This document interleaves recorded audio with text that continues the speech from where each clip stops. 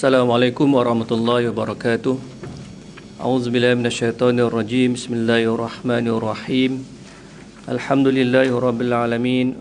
Wassalatu wassalamu ala asyrafil anbiya wal mursalin wa ala alihi wa sahbihi ajma'in. Rabbi shrah li sadri wa yassir li amri wahlul 'uqdatam min lisani yafqahu qawli. Subhanaka la ilma lana illa ma 'allamtana innaka antal alimul hakim wa la haula wa la quwwata illa billahil aliyyil azim. Allahumma zidna 'ilman nafi'a wa razzuqna fahman nabiy wasi'a. Allahumma ij'alna minal mukhlisin. Amma ba'd. Alhamdulillah, syukur kita pada Allah Subhanahu wa taala. Kita sambung kembali kuliah Zuhur berkenaan dengan ilmu faraid. InsyaAllah dalam buku Faham Faraid itu muka surat 37. Muka surat 37 hadis yang kelima insyaAllah. Iaitu kita nak bicarakan berkenaan dengan dalil ataupun sumber hukum faraid. Yang kedua iaitu hadis. Yang pertama daripada Al-Quran dalam surah An-Nisa ayat yang ke-7, ayat yang ke-11, 12, 176. Dan pada hadis, dan kita sambung hadis yang kelima. Hadis yang kelima. Wa an Amrin ibnu Shu'aibin an abihi an jaddihi qala qala Rasulullah sallallahu alaihi wasallam laisa lil qitali minal mirasi syai'un laisa lil qatili laisa lil qatili minal mirasi syai'un. Rawahu An-Nasa'i. Daripada Amru bin Shu'aib, daripada bapanya, daripada datuknya. Katanya, mana kata datuknya, Rasulullah sallallahu alaihi wasallam bersabda, tiada bagi seorang pembunuh itu sesuatu daripada harta pusaka. Tiada bagi seseorang pembunuh itu sesuatu daripada harta pusaka. Okay, dalam hadis ini nak menunjukkan, Nabi nak menerangkan, nak memberitahu bahawa seseorang yang membunuh itu tidak akan mewarisi harta pusaka. Membunuh, maksud membunuh dekat sini adalah membunuh waris dia. Ataupun dia akan menjadi waris, dia bunuh seseorang yang memiliki harta tu, yang mana kalau dia mati dia jadi waris. Dia bunuh orang tu. Itu maksudnya. Dia bukan kita bunuh orang lain. Contohnya Abu kan. Abu, anak dia Ali. Anak dia Ali. Ali ni dia bunuh kawan dia, Dolah. Dia bunuh Dolah. Kemudian Abu meninggal dunia. Tengok anak dia bunuh kawan dia, Abu meninggal dunia. So Ali dapat tak pusaka? Dah dapat kan? Sebab dia bunuh orang lain. Tapi dia dapat dalam keadaan tertahanlah harta dia. Kenapa tertahan? Sebab dia dihukum. Dia dihukum.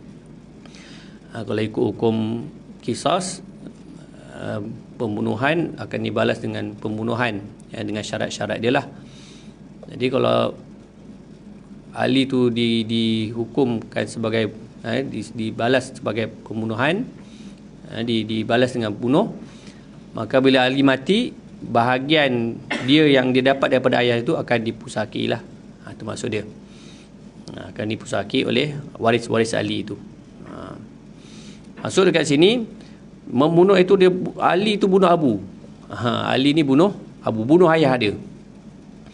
Ayah ni lambat betul nak mati. Umur dah 98 kan. 98 ke 99? 99? Tolong alam. Contoh kan. Ayah banyak juga harta bertrilion, ada harta dia tak mati-mati lagi. Anak pun lambat betul mati, ditikam ayah dia atau berburu racun kan, dan sebagainya. Maka ketika tu anak tu tak dapat pusaka ayah dia, tak dapat. Sebab apa? Dia membunuh ayahnya. Dia ada satu kaedah dalam fiqh, barang siapa hendak menghendaki sesuatu belum masanya, maka dia akan ditegah daripada benda tu. Kaedah dia. Kaedah fiqh barang siapa yang hendak sesuatu yang belum masanya, maka dia ditegah mendapat barang tersebut, benda tersebut. Macam tu pusaka lah, dia boleh dapat tu pusaka tapi belum sampai masa lagi. Kenapa? Ayah belum mati, tapi dia nak cepat, lambat betul ayah ni, bunuh ayah dia, maka tak dapat langsung. Tak dapat langsung, terus tak dapat. Dalam mazhab kita Syafi'i, dia lebih keras atau lebih panggil dia apa, pendapat dia lebih keras lah, nak kata apa. Sebab apa? Sebab pembunuhan ni, dia semua bentuk pembunuhan, dia mutlak. Biasa membunuh ni sengaja kan, memang nak bunuh dia kan, sengaja, memang aku nak bunuh dia. Tapi dalam mazhab Syafi'i, kalau tak sengaja pun dikira membunuh. Tak sengaja pun dikira membunuh. Biasa kita dengar kan, contohnya sebelum ni berita berkenaan dengan isteri meninggal, yang mana suami terlanggar kan isteri dia, tengah reverse kereta tu terlanggar isteri dia, meninggal isteri dia. Suami dapat tak pusaka? Tak dapat. Tak dapat pusaka. Tapi Ustaz, bukan saya sengaja nak bunuh, saya tak sengaja, tak tahu dekat belakang, dikira membunuh juga. Dikira membunuh juga walaupun tak sengaja. Saya tak dapat pusaka. Baik. Jadi banyak banyak tertikam lah, bergurau, asalnya bergurau tapi membawa kepada kematian pun dikira sebagai membunuh. Dia umum, walaupun yang membunuh tu kanak-kanak pun sama.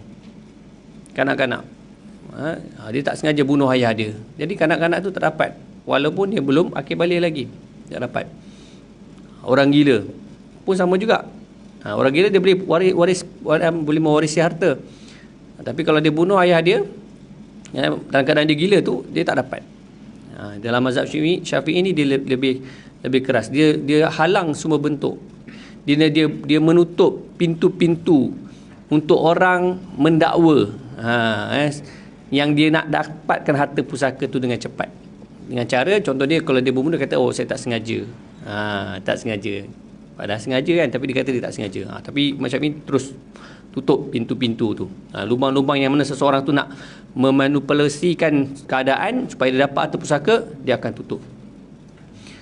Hatta kita menjadi saksi pun kan, kita menjadi saksi dalam pembunuhan tu pun dikira sebagai menghalang juga. Menghalang daripada harta pusaka. Kita menjadi saksi, menjadi saksi. Contohnya ayah kita kan, kita nampak ayah kita bunuh orang, contohlah. Kemudian didakwa, kemudian kita sebagai saksi, kita kata kita tanya, kamu nampak ayah kamu bunuh? Kita nampak ayah kita membunuh. Dengan sebab nampak tu, hakim memutuskan hukum bunuh balas kepada ayah kita. Kita tak dapat pusaka kan? Kita tak dapat pusaka. Sebab apa? Sebab kita berpunca. Walaupun memang betul, tapi sebab kita tu, ayah kita meninggal dunia, maka kita tidak dapat harta pusaka. Kalau dalam kitab dia buat umpama macam mana seseorang menggali telaga. Dia gali telaga. Nak buat apa dari telaga ni? Nak buat apa dari telaga?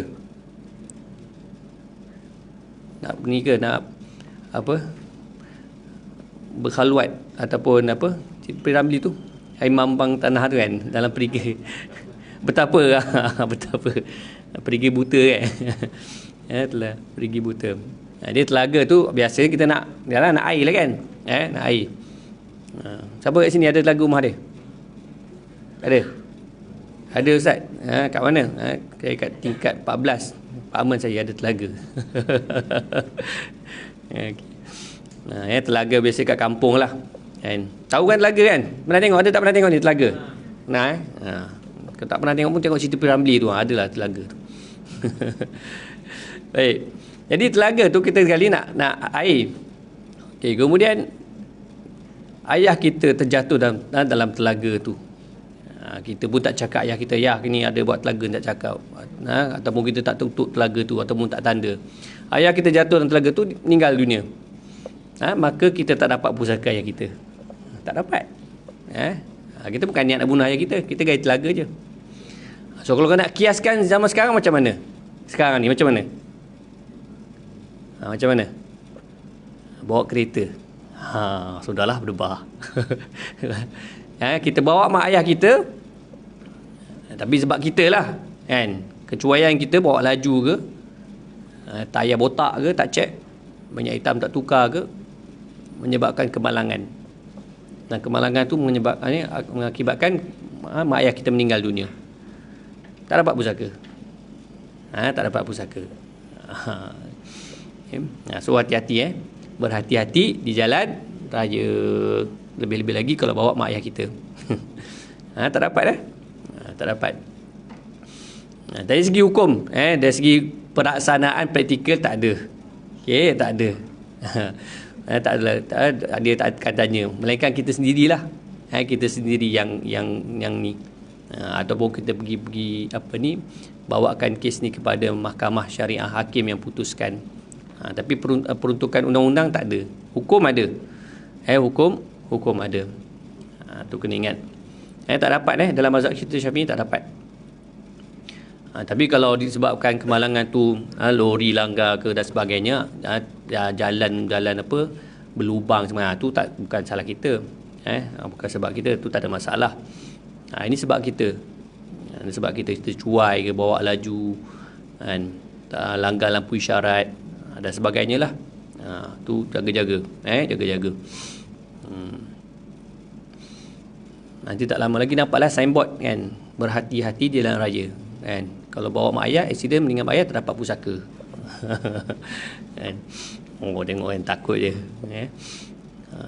Balik nanti suruh orang lain lah bawa kereta tak nak bawa kereta. Kenapa ni kau ni kan? Belum ni biasa je bawa mak ayah ni, suruh orang lain pula ni, suruh bini pula bawa kan. Okay, jaga-jaga. Jaga-jaga. Tapi kalau kita dah bawa elok-elok apa semua tu tak ada masalah. Kalau berlaku kemalangan, nauzubillah, mak ayah kita meninggal, itu tak ada masalah, kita dapat pusaka sebab kita bukan punca. Kita bukan punca. Ini kemalangan tu punca kita. Punca kita. Walaupun kita bawa dengan baik sekalipun, tapi keadaan kenderaan tu kena jaga juga. Tayar, pastikan tayar lah. Tayar tu jangan botak kan. Kalau botak bahaya. Dia kalau kat selekor dia boleh terbabas dan sebagainya. Lepas tu hujan kan. Hujan ada hukum dia kan. Ingat lagi hukum 2 saat 4 saat. Ingat lagi hukum 2 saat. Ini kena ambil periksa semula ni kan. 2 saat kereta depan dengan kita kan. Dia bukan jarak tak. Dia lagi laju, jarak dia akan lagi ni. Jadi macam mana kita nak ukur 2 saat. Dia lalu tu cari satu benda macam tiang ke, dia lepas je kira 1001, 1002 baru kereta kita lepas. Dia lepas tiang tu 1001, 1002 kita lepas. Kalau slow dia akan dekat lah, tapi kalau laju dia akan jadi jauh. Itu tempoh apa tu? Tempoh untuk kita tekan brek. Tiba-tiba kereta brek depan mengejut, kemudian kita sempat lagi nak brek, tak langgar buntut dia. Itu kalau tak hujan. Kalau hujan, berapa saat? 4 saat. 1001, 1002, 1003, 1004. Tu 1000 tu nak kira saat tu lah. Kan? Kalau kita pandai kira saat tak ada masalah. 1 2 3 4. Kalau kita pandai saat lah. Kalau tak pandai, kira 1001, 1002. Tu jarak saat tu. Kat tiang ke, kat papan tanda ke, tu jarak tu. Dan lagi laju lagi akan lagi jarak lah sebab dia lajuan. Jadi tempoh nak break tu akan ada masa.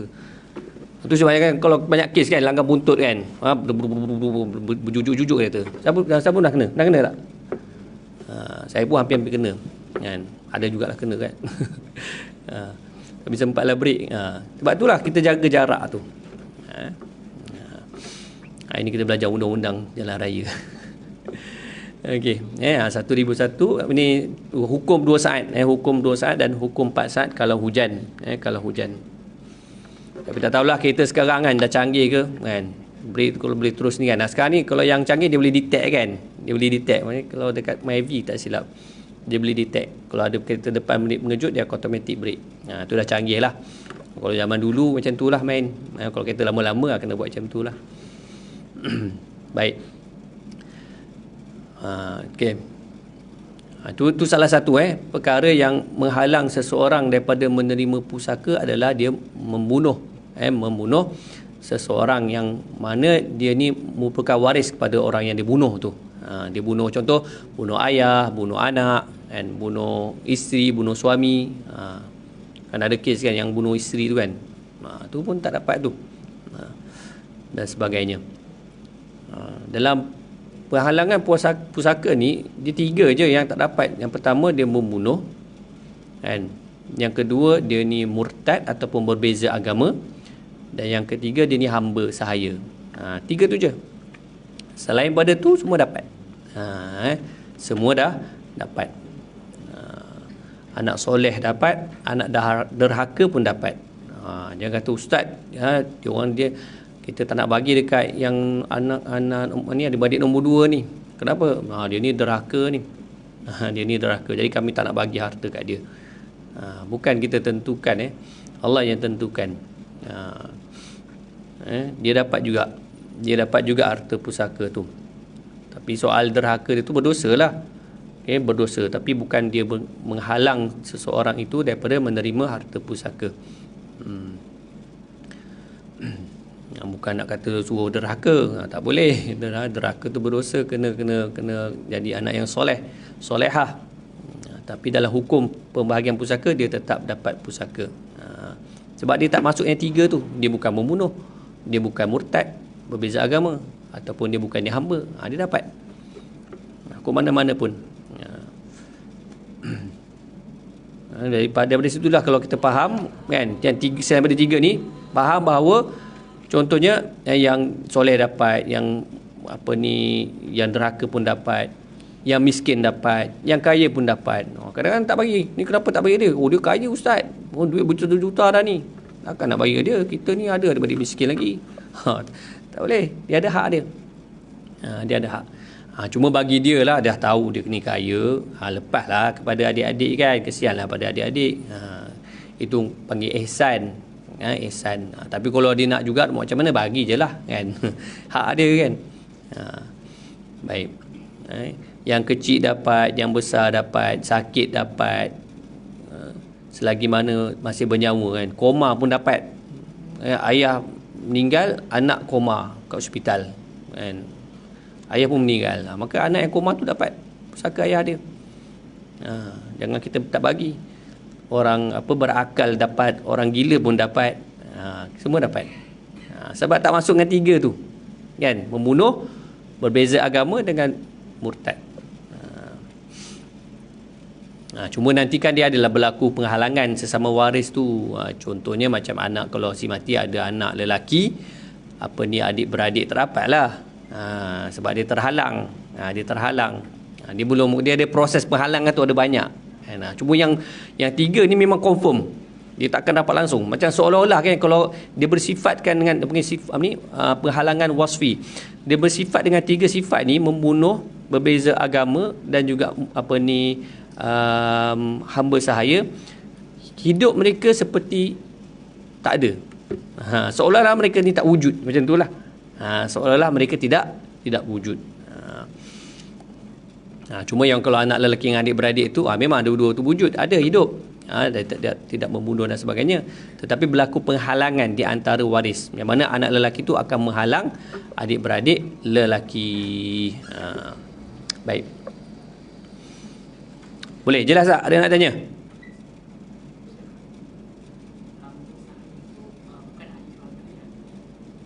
Hamba saya, dia kira ahli keluarga lah. Dia macam ni, hamba tu kan dia berkahwin, kemudian dia ada anak, kemudian yang hamba tu meninggal, anak dia tak dapat pusaka. Sebab dia hamba. Jadi harta dia tu, dan sebenarnya dia hamba pun dia tidak ada harta sebenarnya. Dia tidak berkelayakan untuk memiliki harta hamba ni. Sebab hamba ni adalah harta. Hamba ni harta kan. Kita boleh jual beli kan. Siti Piramli lah contoh mudah kan. Jual 3 Abdul tu kan. Boleh jual beli. Hamba dululah, sekarang tak ada. Sekarang tak ada. Akan datang kemungkinan boleh ada. Akan datang. Bagaimana apabila kita berlakunya peperangan, tawanan perang tu akan menjadi hamba. Tawanan perang akan menjadi hamba. Baik. Sekarang ni tak ada. Okey. Cuma kalau dalam konteks ilmu faraid ni, 2 je lah yang menghalang seseorang membunuh dan juga berbeza agama. Okey, ada lagi soalan? Muslimat ada? Okey, baik. Kita tengok hadis yang ke-6. Ini panjang sikit. Wa an Imran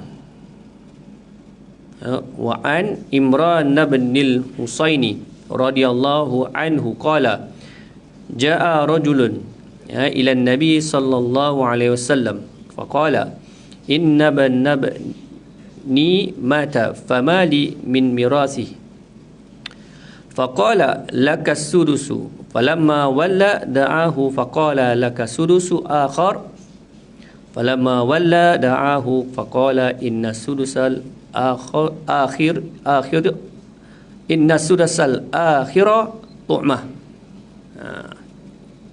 Daripada Imran bin Al-Husain radhiyallahu anhu, dia berkata, seseorang lelaki telah datang kepada Nabi sallallahu alaihi wasallam. Maka dia berkata, lelaki ni dia pangkat datuk lah, pangkat datuk. Dia kata apa? Cucu aku telah meninggal dunia. Cucu aku telah meninggal dunia. Adakah aku mendapat harta pusakanya? Dia tanya Nabi. Aku ni dapat tak harta pusakanya? Dalam keadaan dengan syarat dia ni anak dia tak ada. Anak dia dah tak ada dah. Dia cerita ni, anak dia tak ada. Kalau anak dia ada, cucu tak dapat. Ni datuk tak dapat. Baik, maka baginda sallallahu alaihi wasallam menjawab bahawa kamu mendapat 1/6. Kamu dapat 1/6. Maka tatkala dia berpaling, dah Nabi dia bagi jawapan tu, dia pun nak beredar lah. Kemudian Nabi panggilnya semula. Panggil lelaki tersebut. Maka baginda bersabda, bagimu 1/6 yang lain. Dapat lagi 1/6. 1/6. Maka tatkala dia berpaling, ingat kan, 1/6 tambah 1/6 2/6 dah kan. Nak pergi dah. Nabi memanggilnya lagi, maka sabda baginda bahawasanya 1/6 yang lain itu ialah atas yang ditakdirkan, iaitu yang difardukan. Ini dalam perbahasan tentang datuk ni, bahagian dia. Bahagian datuk ni ada banyak sebenarnya. Dia banyak kalau kita ikut. Kalau asalnya disama dengan bapa, iaitu 1/6 ataupun asobah. Asobah ni dapat bagilah, ataupun 1/6 tambah dengan asobah. Itu asal dia. Dan ada kalanya datuk akan dapat 1/3, kemudian 1/3 baki, dan satu lagi muqasamah. Ada 6 bahagian. Tapi tak apa, itu dalam tajuk khas dalam ilmu faraid, iaitu bab datuk bersama dengan saudara. Dalam banyak-banyak bab dalam faraid ni, bab datuk dengan saudara ni yang paling kata mencabar sikit lah. Nak faham, mencabar sikit. Tak apa, itu lambat lagi. Cuma sebab kita ni cerita tentang hadis, jadi kita sekali lalu je, insyaAllah. Okey, seterusnya hadis yang ke-7. Ini panjang sikit. Ini pasal cerita ni, cerita 2 orang sahabat Nabi ni.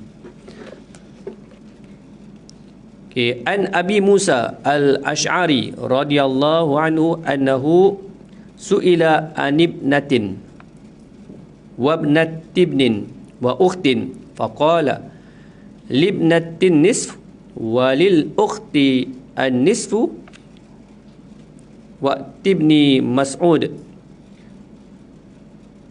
fasayutabi'uni fasu'ila ibni Mas'ud Wa ukhbira biqauli Abi Musa faqala laqad dhalaltu idzan wa ma ana minal muhtadin. Aqdi fiha bima qadan Nabiy sallallahu alaihi wasallam libnatin nisf wa libnatil ibn sudus takmilata thuluthain wa ma baqiya falil ukht. Fa ukhbira Abu Musa biqauli ibn Mas'ud faqala la tas'aluni ma dama hadzal habru fikum. Ini cerita pasal dua orang sahabat, iaitu Abi Musa ataupun Abu Musa dan juga Ibnu Mas'ud. Ibnu Mas'ud. Tengok kisah dia daripada Abi Musa Al-Asy'ari radhiyallahu anhu, bahawa dia ditanya tentang iaitu hak pusaka untuk anak perempuan, cucu perempuan daripada anak lelaki dan saudara perempuan. Orang datang jumpa dengan Abi Musa ni, dia kata berapakah pengiraan faraid bagi ahli waris, 3 orang waris ni. Yang pertama anak perempuan. Anak perempuan ni ada seorang, ada seorang anak perempuan. Kemudian cucu perempuan daripada anak lelaki. Jadi kena detail sikit. Cucu perempuan daripada anak lelaki. Kenapa? Sebab cucu perempuan ataupun cucu daripada anak perempuan itu bukan ahli waris. Cucu daripada anak perempuan bukan ahli waris. Dia mesti cucu daripada anak lelaki sahaja. Sama ada cucu perempuan ataupun cucu lelaki. Cuma dalam kes ni cucu perempuan daripada anak lelaki. Dan saudara perempuan, dan saudara perempuan, maknanya adik-beradik perempuan. Dalam saudara perempuan ni seibu sebapa ataupun sebapa. Kalau seibu dia bahagian dia lain. Itu mungkin boleh take note sikit. Baik, 3 waris ni. Anak perempuan seorang, cucu perempuan daripada anak lelaki dan juga adik-beradik perempuan. Maka dia menjawab, Abi Musa pun dia jawablah. Bagi anak perempuan ni 1/2. 1/2. Sebab apa? Sebab seorang.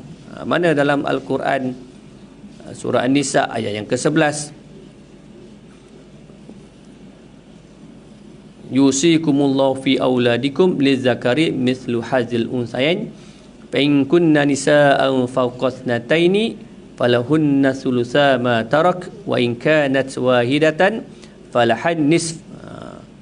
Allah mewasiatkan pembahagian pusaka terhadap anak-anak kamu, bagi lelaki 2 bahagian daripada perempuan, dan maka jika ada anak perempuan sahaja berbilang, maknanya lebih daripada seorang, maka mereka akan berkongsi 2/3 daripada harta yang ditinggalkan. Tetapi kalau dia ada seorang anak perempuan, maka dia akan mendapat 1/2.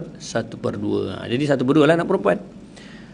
Dan bagi saudara perempuan juga 1/2. Ini dalam surah An-Nisa ayat yang ke-176. Ayat yang terakhir sekali dalam surah An-Nisa. Ayat terakhir sekali. Allah berfirman, yastaftu kulillahu yuftikum fil kalalah ini mru'un halaka laisa lahu waladun walahu ukhtun falahan nisf. Falahan nisf. Dia ada seorang perempuan, dia beradik perempuan saja, maka dia akan mendapat 1/2. Jadi kat sini siapa tak dapat? 1/2 habis dah kan, 2/2 kan. Siapa tak dapat? Cucu kan. Cucu perempuan tak dapat lah. Cucu perempuan tak dapat. Sebab habis harta lah. 1/2 2/2 kan, habis harta. Kalau ada 2 juta, 1 juta untuk anak perempuan, 1 juta lagi untuk saudara perempuan. Kemudian Abi Musa pun berkatalah pada orang yang tanya ni. Dia kata apa? Kau tanyalah, tanyalah kepada Ibnu Mas'ud radhiyallahu anhu. Saya jawapan dia sama dengan jawapanku. Kau cuba tanya Abi Mas'ud tu. Abi Mas'ud pun salah seorang daripada orang yang pakar dalam ilmu faraid, selain pada Zaid bin Thabit. Maka ditanya pula Ibnu Mas'ud. Dia pergi tanya betul lah kan. Dia tanya betul. Sebab dia tengok macam takkan cucu tak dapat kan. Anak perempuan, adik-beradik perempuan, cucu tak dapat pula. macam tak kena je. Contohlah. Dia pergi tanya Ibnu Mas'ud. Lepas tu dia ceritalah. Dia tanya Ibnu Mas'ud tentang masalah tersebut beserta jawapan Abi Musa. Dia cerita juga jawapan Abi Musa, jawab anak perempuan dapat separuh, saudara perempuan dapat separuh, cucu perempuan tak dapat lah. Maka Ibnu Mas'ud pun dia jawab. Dia jawab, tak puas hati. Jika jawapan Abi Musa ni dia kata, kalau jawapan dia begitu, sesungguhnya aku dalam keadaan sesat. Aku dalam keadaan sesat atau salah. Sesat bukan sesat keluar dari Islam, tak. Sesat ni maksudnya salah. Jawapan tu tak betul. Kalau aku ikut jawapan Abi Musa ni, aku salah lah, jawapan aku salah. Dan aku tidak tergolong daripada orang-orang yang diberikan petunjuk. Kalau aku dalam salah ni, maka aku tidak termasuk daripada orang yang diberikan petunjuk. Maka keputusan aku terhadap masalah ini, iaitu berapakah bahagian cucu, bahagian anak perempuan, bahagian cucu dan juga bahagian saudara perempuan, adik-beradik perempuan, adalah seperti mana yang telah diputuskan oleh baginda Nabi SAW. Nabi pernah putuskan kes macam ni. Nabi pernah putuskan, pernah menetapkan hukum tentang perkara ni.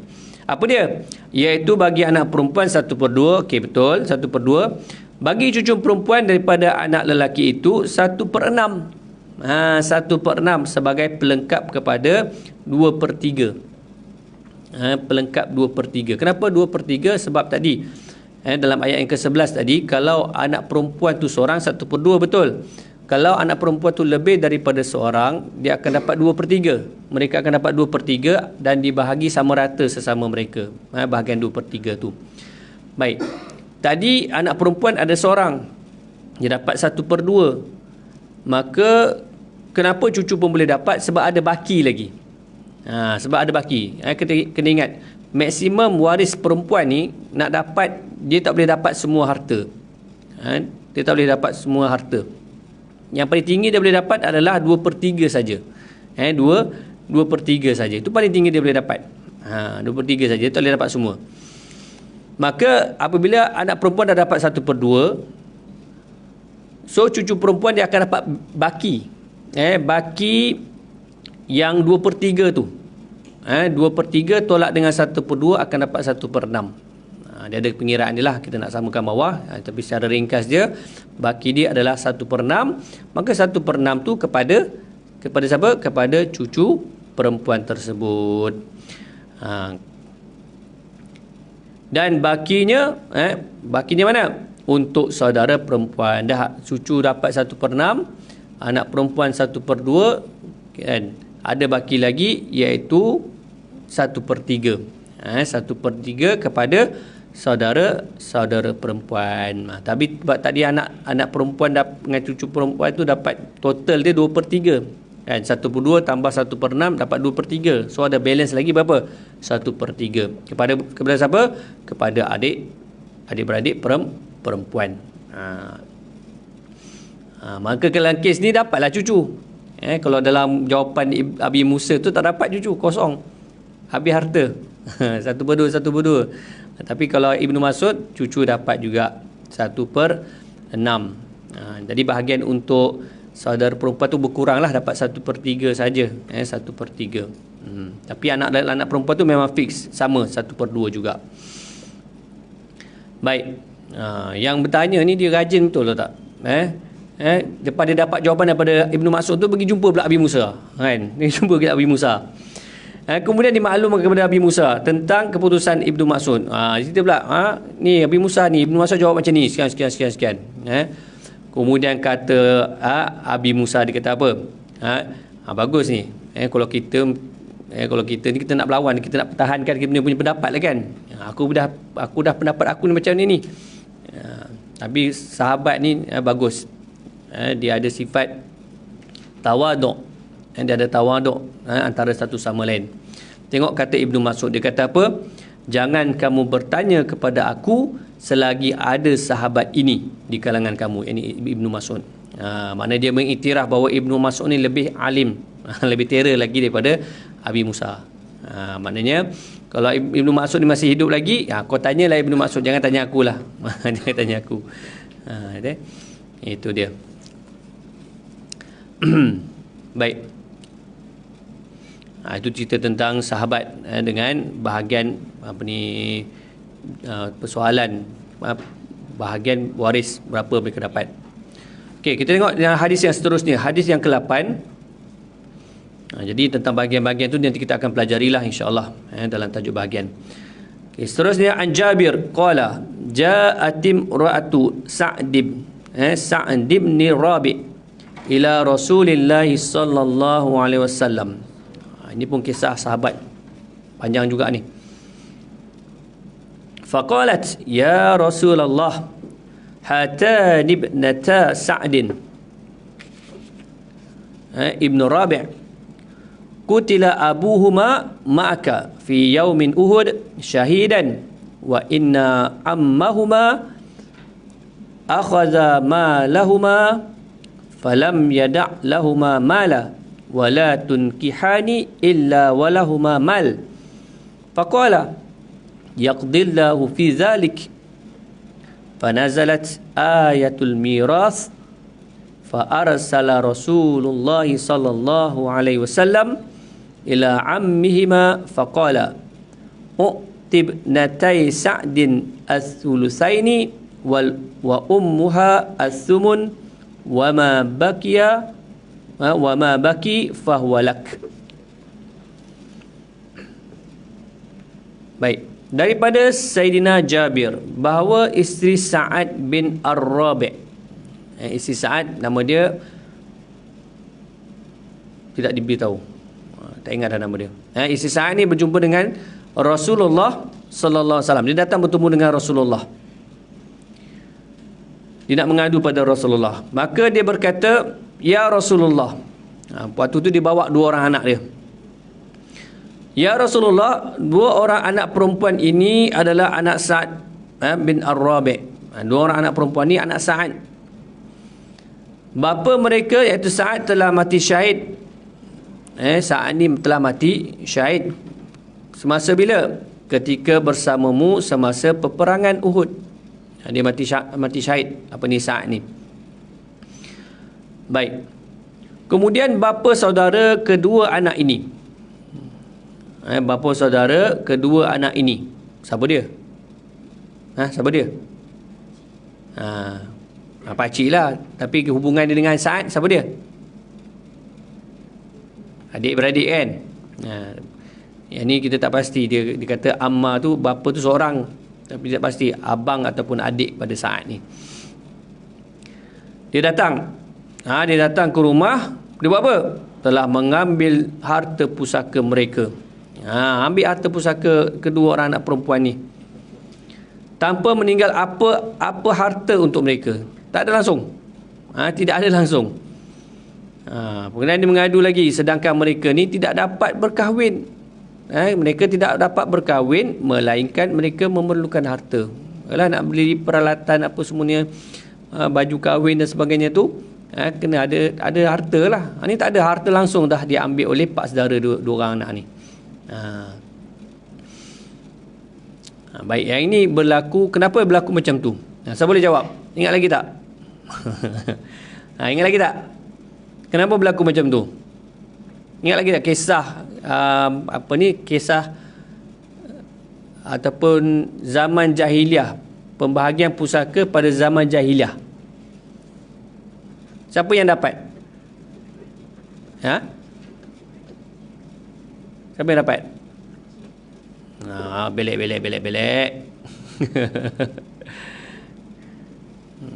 Muka surat 8 tu. Kan?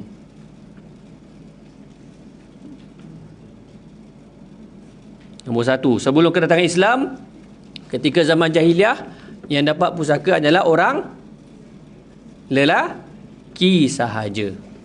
Lelaki saja. Waktu ni hukum pusaka faraid tak turun lagi. Tu sebabnya dia ambil sistem jahiliah yang mana orang lelaki saja dapat.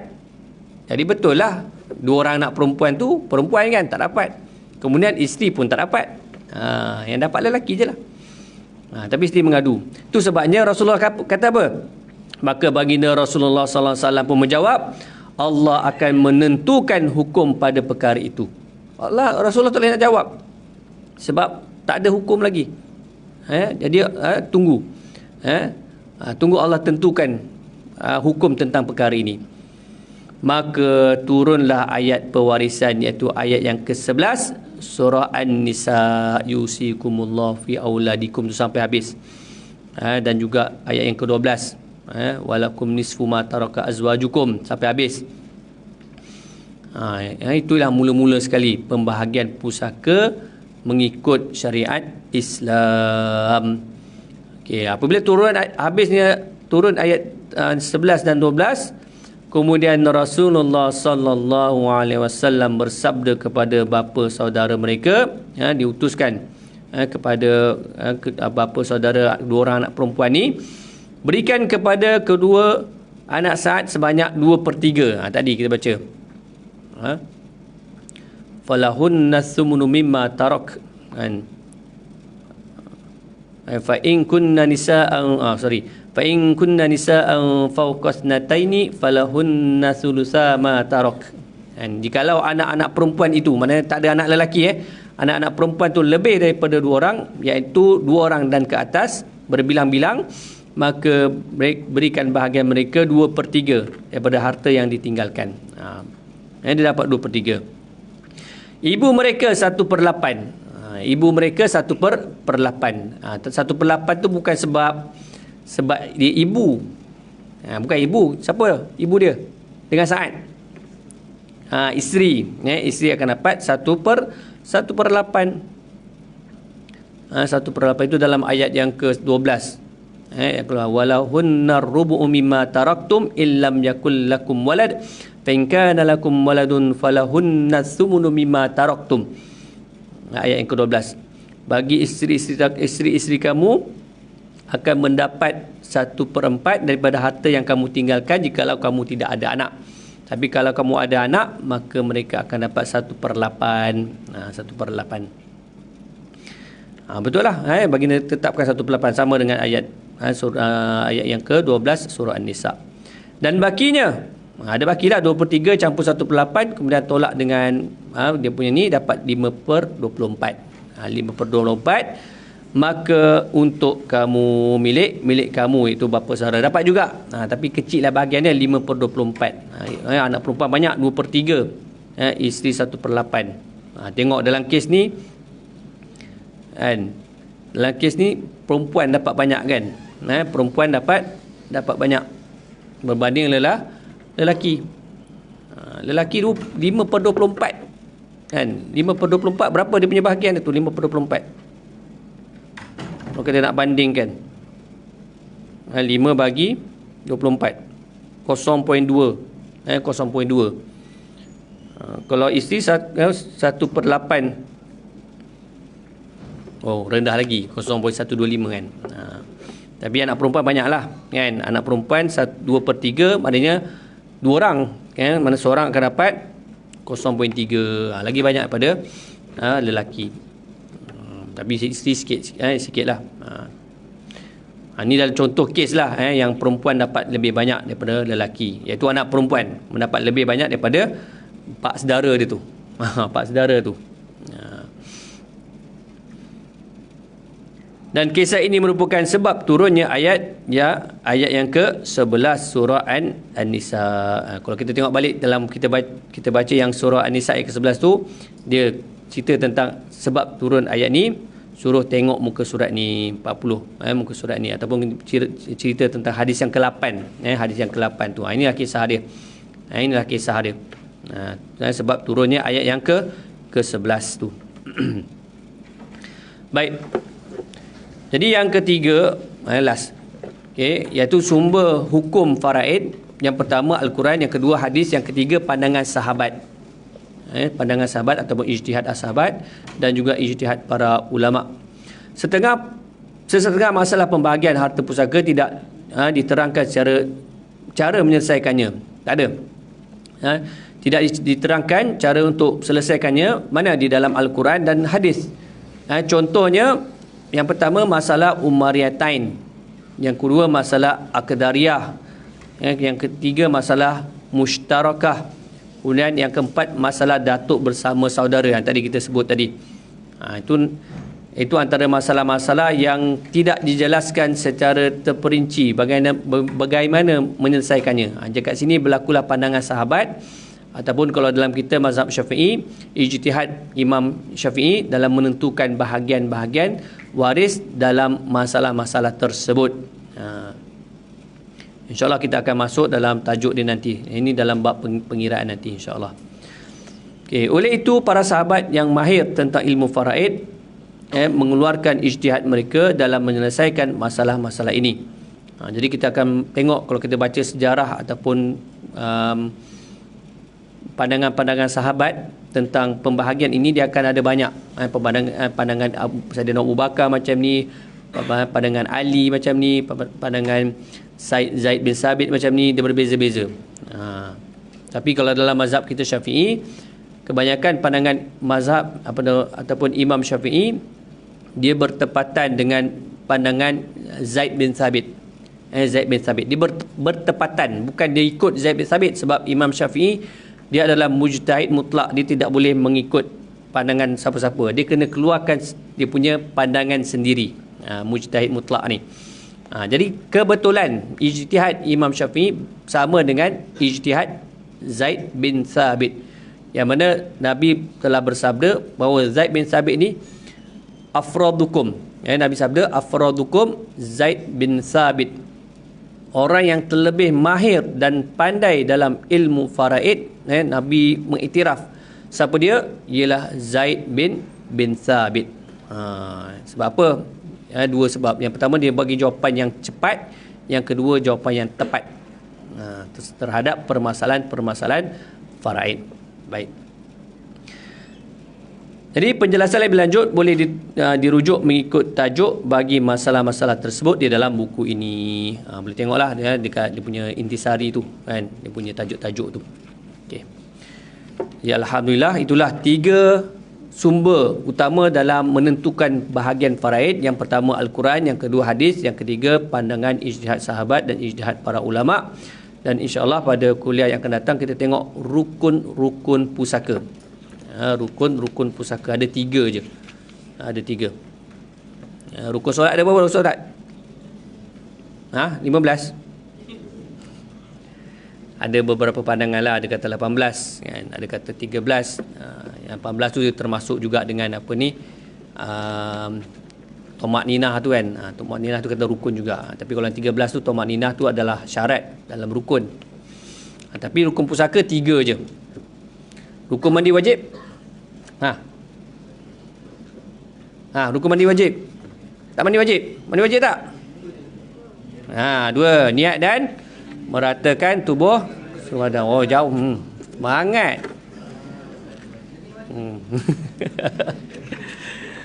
Okey, wallahu alam. Kita akhiri baca tasbih kafarah dan surah Al-Asr. Subhanakallahumma bihamdika asyhadu an la ilaha illa anta astaghfiruka wa atubu ilaik. Bismillahirrahmanirrahim. Wal 'asr innal insana lafi khusr illa allazina amanu wa amilus salihati wa tawassaw bil haqqi wa tawassaw bis sabr. Bismillahirrahmanirrahim. Rabbana atina fid dunya hasanah wa fil akhirati hasanah wa qina azabannar wa adkhilnal jannatal firdausal a'la bi ghairi hisab wal abrar ya aziz ghafar ya rabbal alamin. Ya Allah, Tuhan kami, kurniakanlah kepada kami kebaikan, kejayaan, kebahagiaan di dunia dan di akhirat, dan masukkanlah kami ke dalam syurga firdaus tanpa hisab bersama kedua ibu bapa kami, ahli keluarga kami, sanak saudara kami, sahabat kami, jiran-jiran kami dan seluruh umat Islam. Wa sallallahu alaihi wasallam Muhammad wa ala alihi wasallam. Walhamdulillahirabbil alamin.